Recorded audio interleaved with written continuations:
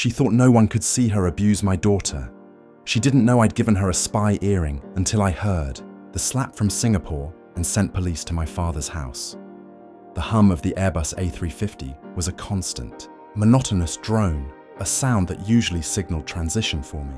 Daniel Wright, international logistics consultant, shifting between worlds. But on this flight to Singapore, the hum was the sound of my own anxiety, a hive of worry buzzing in my chest. I built my life around two pillars: the demanding, globe-trotting work that paid the bills, and my daughter, Chloe, who was the entire reason for every single bill. After her mother, Sarah, was stolen from us by a swift and brutal meningitis infection when Chloe was just 18 months old, our world shrank to a duo.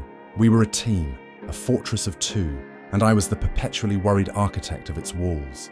My work required absences. It was a non-negotiable reality. To combat the gut-wrenching fear of leaving her, I became a man of systems, of protocols, of fail-safes. I vetted babysitters with the rigor of a security clearance. I had encrypted live feeds to the nanny cams at home. Our nightly video calls, no matter the time zone, were sacrosanct. We had a secret language. A specific sequence of finger taps on the camera meant, "I love you more than anything." And a silly, exaggerated wink was our code for, "Everything is okay." Chloe, at 10, was resilient and bright, her mother's empathetic eyes looking out from a face that was already showing a stubborn strength I recognized as my own. She was my sanctuary. The sound of her laughter echoing through our house was the only music I needed. The trust in her eyes was the most precious commodity in my world. The breach in my meticulously constructed defenses had a name: Evelyn. She entered our lives as my father's savior. Robert Wright, a retired history professor, had been adrift in a sea of grief after my mother passed 5 years prior. Evelyn was a tidal wave of polished charm. She was 15 years his junior, always impeccably dressed in a style that was just on the right side of flashy. She remembered everyone's name, asked probing questions, and laughed at all of my father's dusty academic jokes. She presented herself as the perfect companion for his golden years. And I, despite every paternal alarm bell clanging in my soul, had let her in. Why? Because I saw the light return to my father's eyes. The stoop in his shoulders straightened. He started playing his old jazz records again. He was happy, so I silenced the voice that whispered, "It's too perfect. She's performing." I dismissed the subtle discomfort I felt during family dinners at their spacious, too-neat house. The pattern of injustice was insidious, a series of paper cuts on Chloe's spirit that I only saw in retrospect. It was never anything I could directly confront. It was the way Evelyn would tidy Chloe's art supplies, inevitably misplacing her favorite well-worn charcoal pencils and replacing them with a cheap, inferior set. "Those old things were so messy, darling," she'd say with a saccharine smile. It was the backhanded compliments. "My, you're a confident little thing, aren't you?" It's so refreshing to see a child who isn't burdened by self-awareness. It was the way she would create conflict. If Chloe was excitedly telling a story, Evelyn would gently interrupt. "Now, Chloe, let your grandfather speak. He was telling us about his fascinating book." She was a master of subtle devaluation, positioning herself as the arbiter of taste and behavior, while subtly undermining my daughter's confidence. My father, a man who saw the world through the clear lens of historical fact and intellectual debate, was blind to this emotional guerrilla warfare. He saw only Evelyn's surface-level attentiveness. "She's so good with Chloe," he'd say to me once, and I had bitten my tongue until it bled. The crisis that precipitated the nightmare was a perfect storm. A flagship client in Singapore, a merger hanging in the balance, a series of meetings that my presence was absolutely critical for. The contract was worth millions and would secure my company's future, and by extension, Chloe's college fund and the life I wanted to give her. The day before my flight, disaster struck. Mrs. Higgins, Chloe's nanny since she was 3, a woman as solid and reliable as the granite cliffs of her native Scotland, was rushed to the hospital with a suspected appendicitis. Panic, cold and sharp, seized me. My entire safety structure collapsed in an instant. My backup sitters were unavailable. I was stranded. It was then that my father and Evelyn arrived on my doorstep, a united front of concern. "Daniel, you look exhausted," Evelyn cooed. "We heard about Mrs. Higgins. It's settled. Chloe will stay with us." My father placed a reassuring hand on my shoulder. "Son, it's what family is for. We'll have a fantastic time. We'll spoil her, take her to the science museum, order too much pizza. You focus on your work. I looked at my daughter, who was clinging to my side, her small face etched with anxiety. I don't know, I began, the protest dying in my throat. Daniel, really? Evelyn said, a hint of steel beneath the silk of her voice. Are you implying we aren't capable? Robert is her grandfather. I am her step-grandmother. We love her. She will be perfectly safe. It was the word safe that did it. It felt like a challenge. But faced with the ruin of a career-defining deal and the desperate lack of alternatives, I capitulated. The paternal instinct, that primal urge to protect, was screaming, but I silenced it with logic and guilt. I was letting my work, my fear, override my gut. But I had one last card to play, a nuclear option. That night, as I helped Chloe pack, I went to her jewelry box. Inside, among the plastic beads and friendship bracelets, was a pair of small, elegant star-shaped studs made of real silver. I had commissioned them from a discreet security firm for her last birthday under the guise of a sentimental gift. Chloe, sweetheart, I said, my voice low and serious. I need you to do something very important for me. I need you to wear these earrings the entire time you're at Grandpa's. Don't take them off, not even for a bath. She looked at them, then at me, her eyes wide. Why? Because they're our special secret, I said, tapping the sequins on her palm. I love you more than anything. When you wear them, I feel close to you. It's like I'm right there with you. It will make me feel better, knowing you have them on. She nodded, her small face solemn with the weight of a shared conspiracy. Our secret, Daddy. I showed her how the tiny clasp worked, making sure it was secure. One of those stars, the right one, housed a microscopic, voice-activated microphone and a powerful transmitter. Its battery good for a week. It was linked to a dedicated, encrypted app on my phone. It was the ultimate expression of my paranoia, my love, and my fear, all forged into a piece of jewelry. I had never activated it, praying I never would. Leaving for the airport the next morning was a physical agony. I hugged Chloe tighter and longer than usual. Remember the earrings, I whispered into her hair. She nodded against my chest. As the plane lifted off, the distance between us felt like a physical tear. My sanctuary was on the ground, and I was flying away from it, leaving it in the hands of a woman whose smile didn't reach her eyes. I opened the app on my phone. The status read, "Device active, standby." I felt a profound sense of shame and relief. I was a protector, but in that moment, I felt like a spy. Singapore was a blistering, humid contrast to the cool order of my home. The first day was a grueling marathon of presentations and negotiations. Through it all, the app on my phone was a live nerve, a digital umbilical cord tethering me to my daughter. I checked it obsessively during breaks, my heart hammering each time. What I heard was normal, deceptively, terrifyingly normal. The chime of my father's doorbell, the drone of a daytime game show on TV, the clatter of pans in the kitchen, my father's voice, warm and rumbling, asking about her day at school, and Evelyn's voice, a constant clawing soundtrack. "Would you like a cookie, sweetheart? Let's make sure we hang up your jacket properly." Such a big girl, doing her homework all by herself. It was a perfect performance of domestic harmony. I started to feel a creeping foolishness.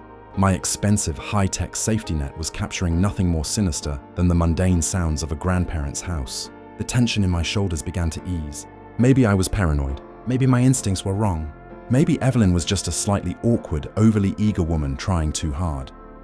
The critical shift happened on the second evening. My meetings had run late, and I was back in my sterile hotel room, the city lights of Singapore sprawling like a field of diamonds below me. I was reviewing contract amendments, my focus divided between the dense legal text and the silent app on my bedside table. It was around 8 p.m. local time, which would have been just after breakfast back home. The app activated. The sound was muffled at first, the rustle of fabric and the soft thump of footsteps on carpet. They were in a bedroom, Chloe's room at my father's house. Chloe's voice was small, hesitant. "I don't want to, Aunt Evelyn. I already brushed my teeth at home. Daddy says I only need to brush twice a day. At home. Daddy says I only need to brush twice a day." The tone of Evelyn's response made the air leave my lungs. All the polished charm was gone, stripped away to reveal something cold and jagged beneath. "Don't you backtalk me, you little brat," she hissed, the words dripping with venom. "You think your daddy's fancy rules apply in my house? You think you're special because he pampers you? You're a spoiled, messy child." I was frozen, my phone gripped in a white-knuckled hand, the legal documents forgotten on the bed. "I want Grandpa.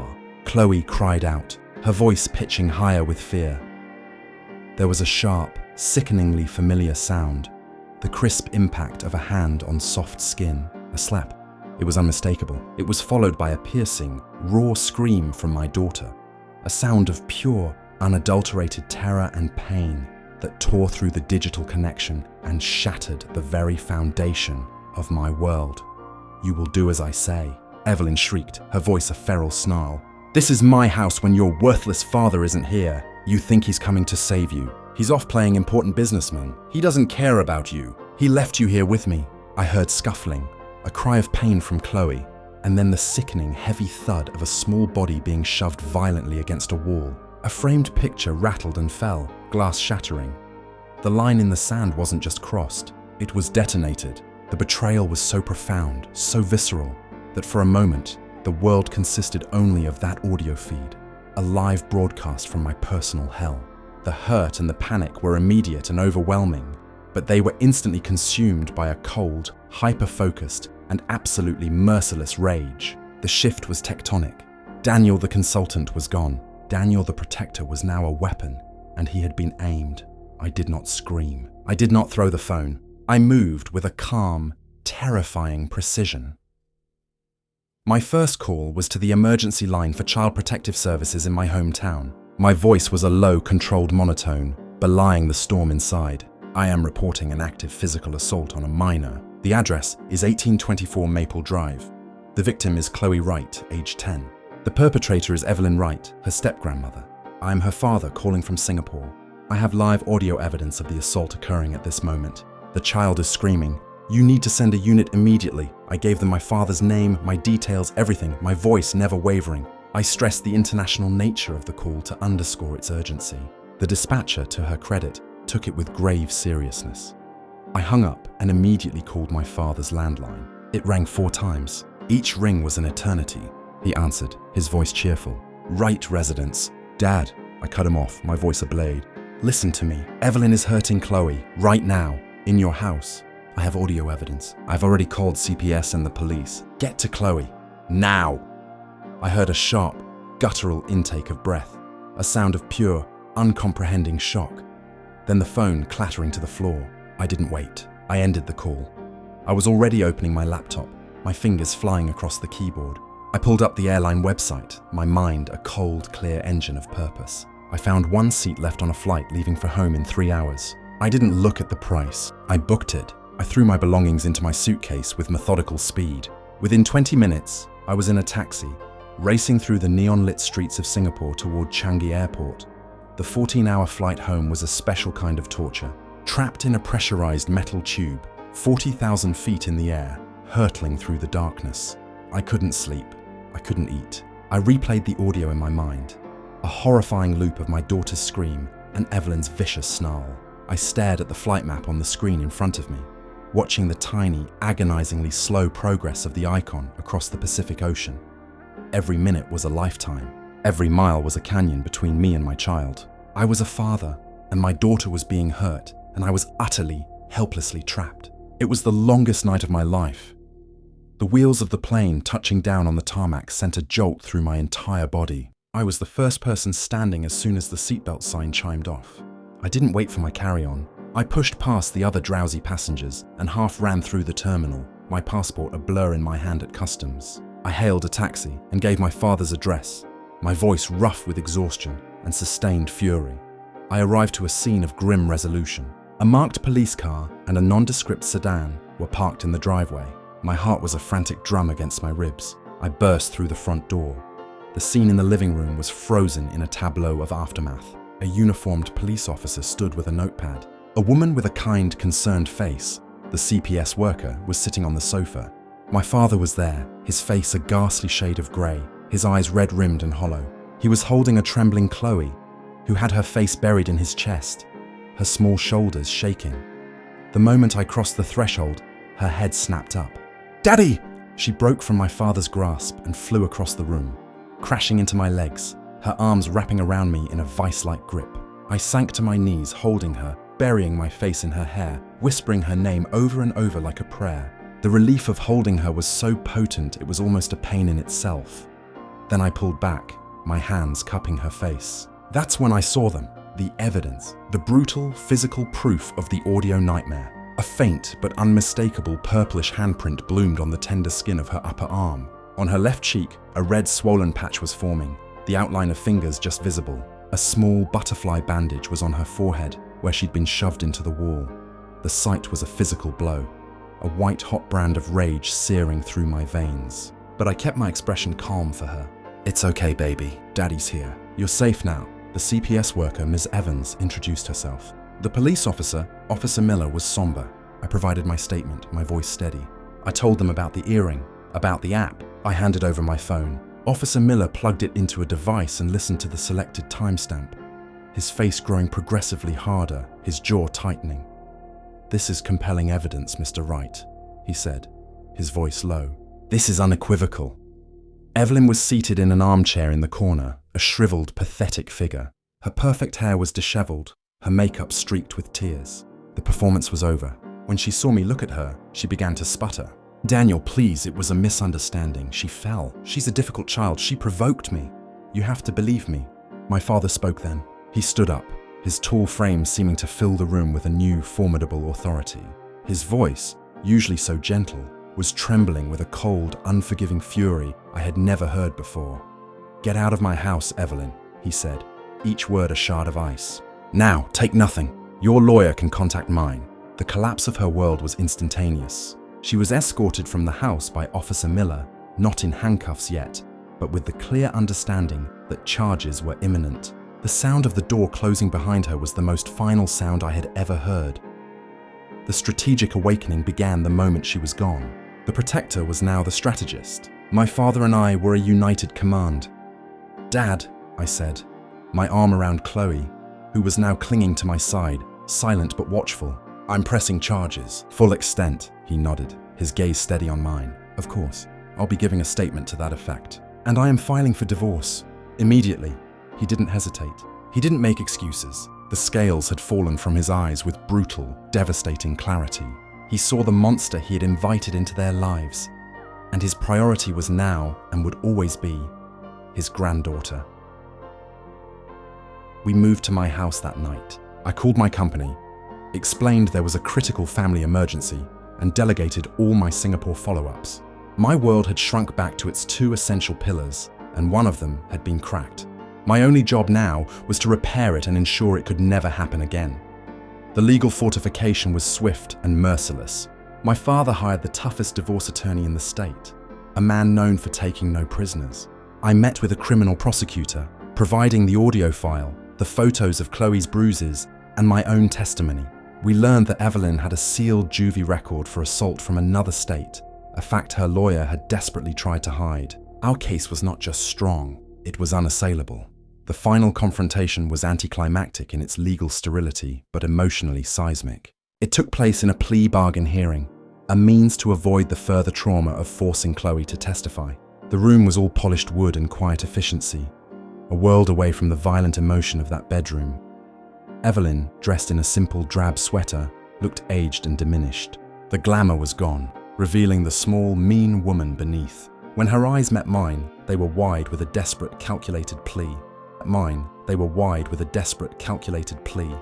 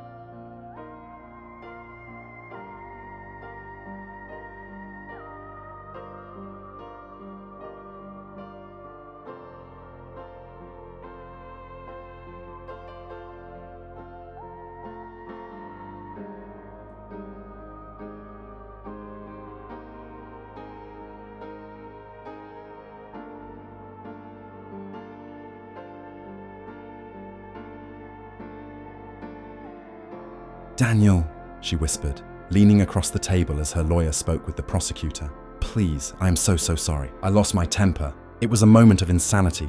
I love your father. I love Chloe. Don't let them destroy my life over one mistake. Have mercy, please. I'm begging you. I looked at her. This woman who had terrorized my child, who had violated the sacred trust of family, and I felt nothing. Not anger, not hatred, just a vast, empty void where any sympathy for her might have once resided. The emotion had been burned away, leaving only the cold, hard bedrock of resolve.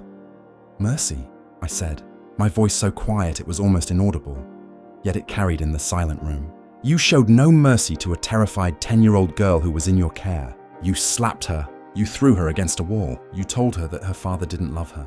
You have none coming to you. The only thing I will give you is the full, unmitigated consequence of your actions. Her face crumpled.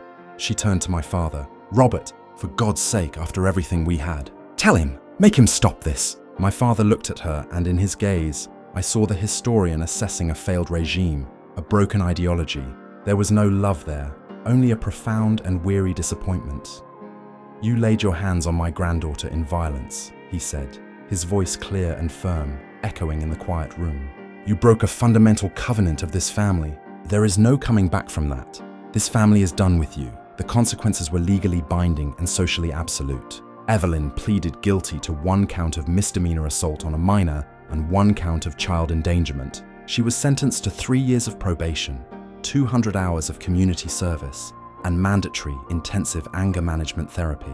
But the true sentence was the permanent restraining order that barred her from coming within 500 yards of me, my father or Chloe, and from any contact whatsoever. The divorce was finalized with brutal efficiency. My father, armed with the criminal conviction and evidence of her deceit about her past, secured a settlement that gave her only what she had legally brought into the marriage. She was cast out, financially diminished and utterly disgraced. The social circle she had worked so hard to infiltrate wanted nothing to do with her. The enabling facade of the gracious stepmother was annihilated, leaving her completely alone. In the aftermath, a new family structure was forged in the fires of that betrayal, stronger and more resilient than before. My father put the house he had shared with Evelyn on the market. It sold quickly, and he used the proceeds to buy a charming, smaller cottage just 3 streets away from us. He told me, I never want to be more than a 5-minute walk from my granddaughter again. His relationship with Chloe deepened into something beautiful and unshakable. He became her steadfast guardian, her most ardent defender, her fun-loving grandpa who took her to museums and helped her with her science projects, determined to overwrite the bad memories with a lifetime of good ones. The first night after the legal proceedings were finally completely over, I was tucking Chloe into her own bed, in her own room, surrounded by the familiar landscape of her stuffed animals and posters. The nightlight cast a soft, starry pattern on the ceiling. She was quiet for a moment, just watching me, her eyes clear and thoughtful. Daddy, she whispered, her voice small in the dark.